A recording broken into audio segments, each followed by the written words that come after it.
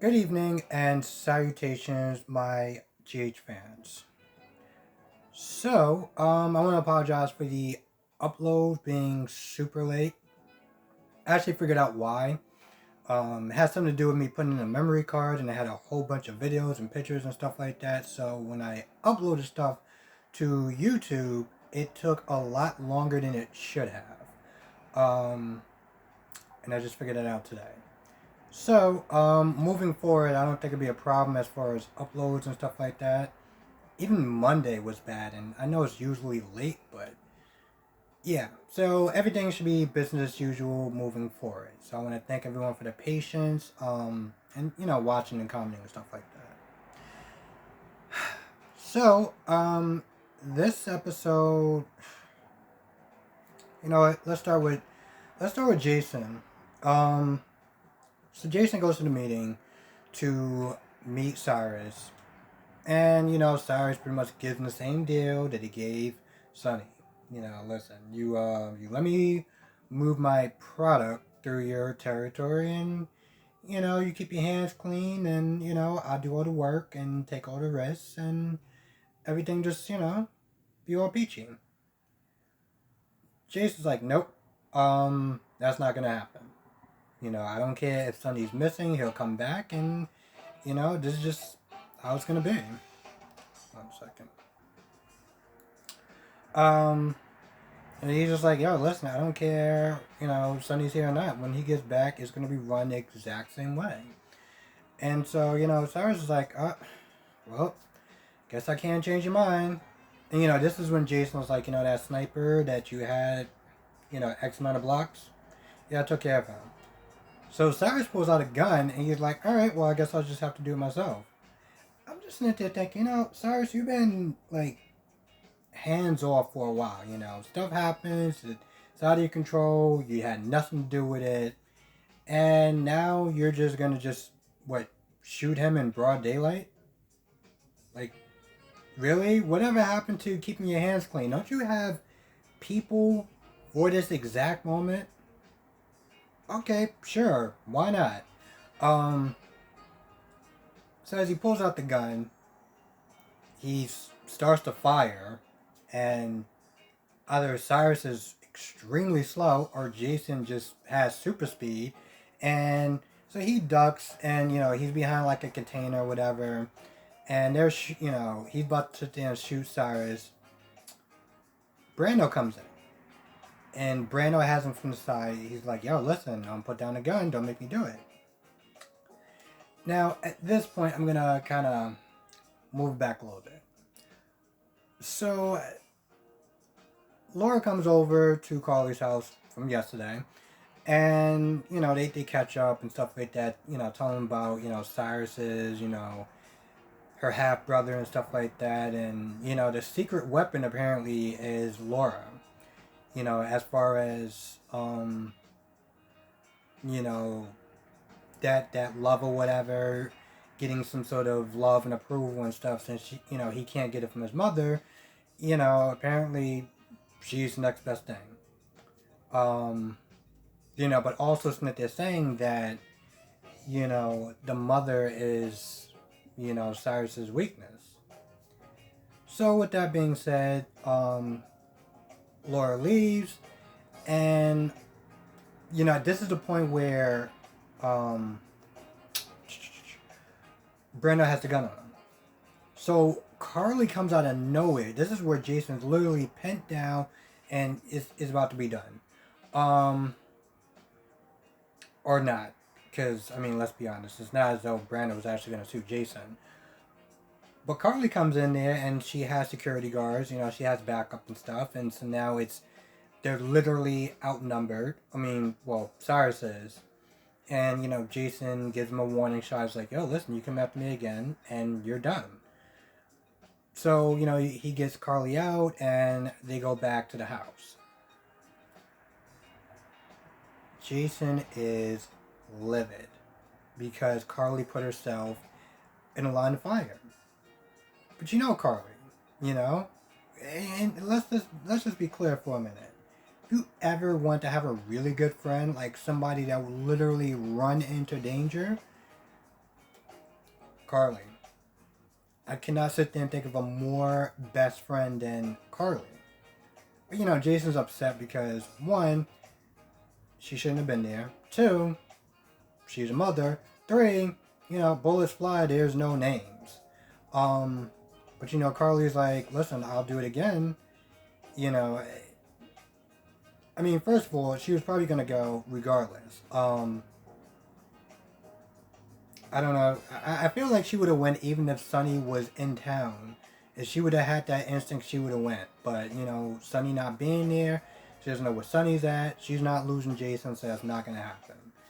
So, after they calm down a little bit, this is when Carly's like, listen, I got a plan. And I'm wondering, what is the plan?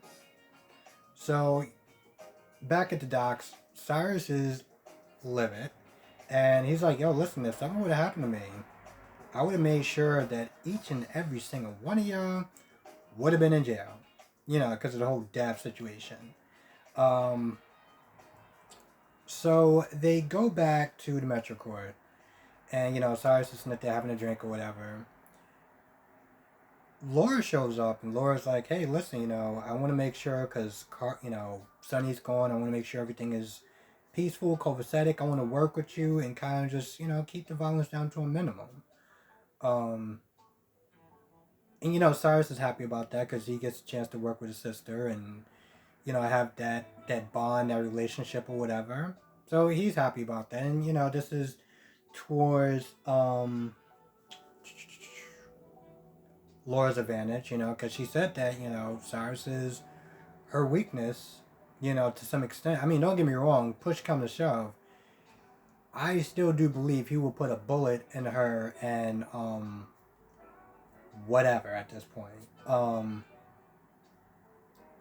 But Laura walks away, and Cyrus gets a call from that nursing home, or care facility. Apparently, somebody took his mother. By somebody, I'm guessing it was Carly. Which I'm just like, I guess we're just really fighting truly dirty. Seriously, if Carly found a way to kidnap Cyrus's mother, a mentally impaired woman, what the hell are you doing? I don't know. I feel like, and I hate to say this because I know Cyrus is the bad guy, but this might be going a little bit too far. But I guess we just have to wait until Monday because, yeah, no new episodes tomorrow, no new episodes Friday. So I guess we'll just wait and see what happens with that. Now, what the hell with this? I was actually going to.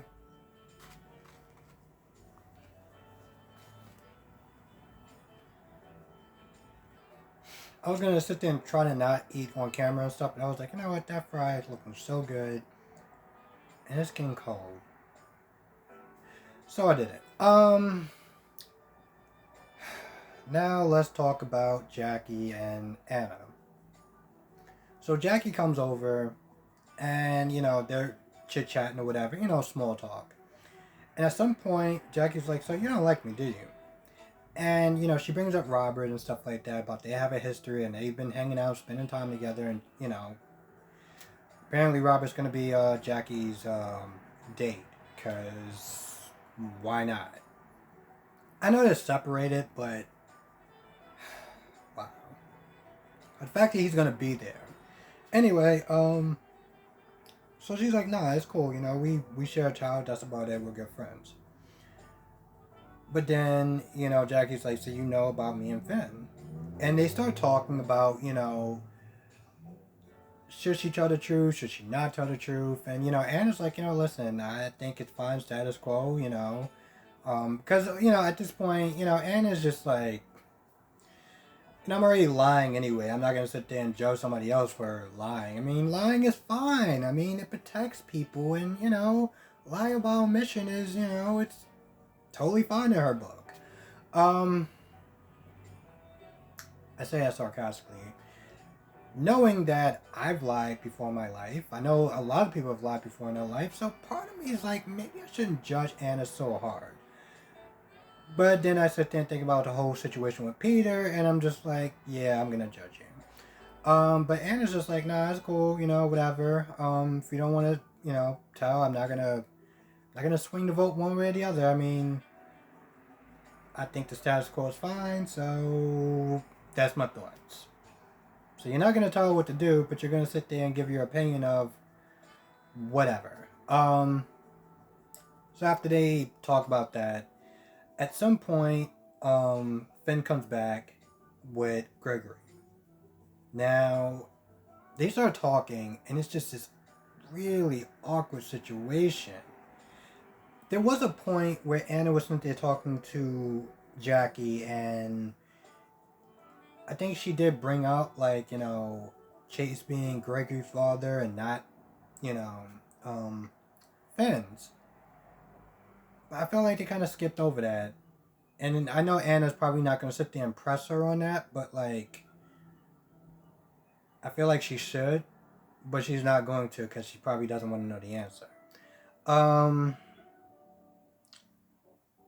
Anyway, Gregory comes in, and this is when they bring up Robert being, Jackie's plus one or whatever, them, going to be the date. And it's just this awkward, you know, like the way he said, he was like, oh, so he's going to be your date? Like, I don't know. I felt like it was just weird. Anyway, after that, Gregory was like, oh, I finally get to meet this guy, whatever. And, Anna's like, you want some tea? Just kind of make yourself at home. And they just get out of Dodge. I felt like it was just so awkward that both them, like both Finn and Anna, could not be in that room any longer. Now, earlier, Finn is sitting there talking to Gregory. Nothing majorly important. But then Alexis comes in. I was going to sit there and say Nancy because that's her actual name. Alexis comes in, and she's still somewhat drunk from the night before. So she comes over and she's hugging on Finn and everything like that. And, Finn's like, you want to go to a meeting? And, of course, Alexis says no. And then, Finn sees that Alexis is bleeding and he's like, yo, you want to go to GH? If you want, I'll stitch you up and, send you on your way. So Alexis starts to go with him. They get to GH. This is after Finn, stitches up Alexis. I don't know why I had a point to my arm. Stitches her up, and he's like, "Listen, you want me to drop you off home? What do you want? You want Molly, Christina, Sam?" Alexis is like, "No." It's like, well, here's the thing. You're not leaving by yourself, so either I'm going with you or you're not going at all. I'll just keep following you. So, Alexa's like, call Ned. You could have called Diane. Did she think, granted, she's, a little out of it, so I guess she couldn't really think too clear, but, like, Diane was still an option. So, Finn winds up calling up Ned to sit there and talk about Alexis and pick her up. Now, earlier, Tracy was making this big overture with Olivia, talking about she's part of the family, and at first I didn't like her because of her Brooklyn accent or whatever, which is weird because Brooklyn also kind of has a Brooklyn accent a little bit, but whatever, fine. But, she's all like, you're a ride or die chick, and, you've been really good to Ned, and yada, yada, yada. And at first, Olivia's like, so, when did you become my biggest fan? So they talk a little bit, and then they get interrupted. Ned is like, hey, listen, Alexis is in trouble, I need to go. And at first they start trying to fight about who's going to go there, but point is, Ned goes over there. So Ned goes, and he sees Alexis, and, he's like, I want to make sure you're okay, and also that you don't, keep your damn mouth shut. Because if you're blacking out, what's kind of weird, and I guess you must have been really drunk, is that she didn't sit there and maybe she didn't remember. But I know that she feels that Tracy set her up. I don't understand why she didn't confront Ned about it. I guess she must have really had a lot of alcohol in her, because I'm like, Ned's right there. Why don't you tell Ned what Tracy did? Whatever. Point is, they start talking a little bit, and then Olivia comes. Olivia's not there. Well, Tracy was not there trying to keep Olivia there. I guess she must have turned around and went to use the bathroom or something like that, and Olivia was gone. So Olivia gets there, and Olivia's like, we just want to make sure you're okay. We're just worried about you. And I honestly tell you, I'm not going to lie, I don't remember whatever happened next. I don't remember if Alexis just left, or they just kind of stood in the hallway just being awkward, but yeah, I don't remember. And I think that's about it. I just want to make sure I didn't miss anything. It's a good thing that, granted, Carly probably shouldn't have been there, but, the guards being there more than likely saved Jason's life. I just feel like that scene could have played out so many different ways. If the guards weren't there, Brando probably wasn't going to shoot Jason. Cyrus would have tried to shoot Jason. Brando probably would have jumped in the way, and yeah, I felt like that could have been a possibility. So, Carly is that ride or die girl. I gotta give her. She's always been ride or die. But she was not losing Jason again, especially going to the pier where he last was. Like last time he was at a pier at a meeting, he was gone for 5 years. So Carly was not letting that happen. And while I do agree with Jason, Carly shouldn't have been there because she's a mother and he would have blamed himself and all sorts of reasons. She was there and Jason walked away because of her. Anyway, I think that's pretty much all that really happened. I can't think of too much anything else. Again, thank you for everyone's patience so far. Keep saying